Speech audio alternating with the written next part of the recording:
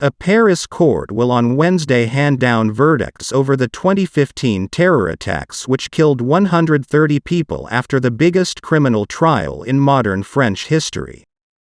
20 men are accused of critical roles in the coordinated attacks at the Bataclan Theatre, the Stade de France, and cafes and restaurants on November 13, 2015. It is France's deadliest peacetime attack. 14 are being tried in person and 6 in absentia, most of whom are presumed to be either dead or missing whilst fighting for IS in Syria. The surviving Islamic State extremist who carried out the attacks, Salah Abdeslam, faces up to life in prison without parole on murder and other counts, the toughest sentence possible in the French justice system.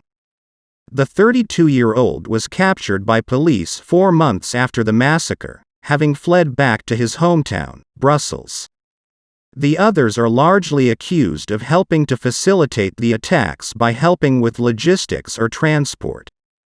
The trial heard harrowing accounts from victims of the attacks, which also injured hundreds.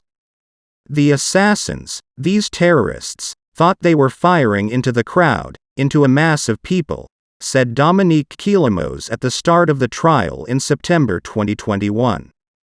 Her son bled to death in one of the cafes.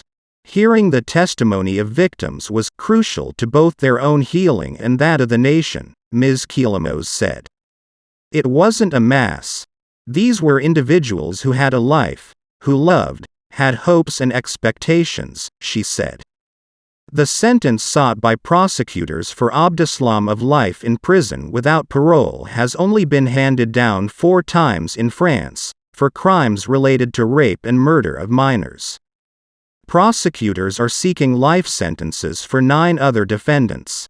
The remaining suspects were tried on lesser terrorism charges and face sentences ranging from 5 to 30 years.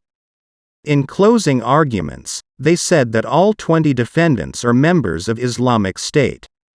Not everyone is a jihadi, but all of those you are judging accepted to take part in a terrorist group, either by conviction, cowardliness or greed, prosecutor Nicolas Braconnet told the court this month.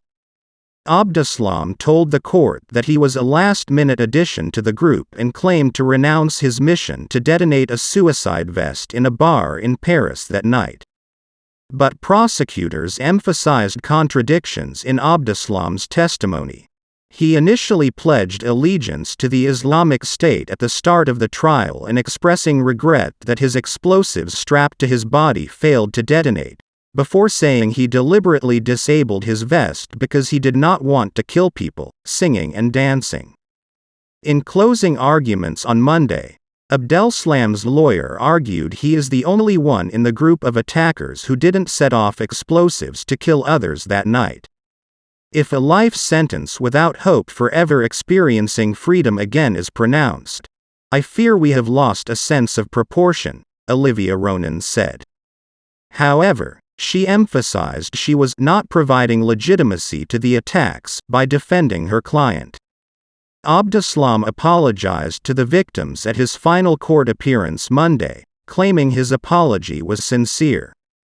I have made mistakes, it's true, but I am not a murderer, I am not a killer, he said.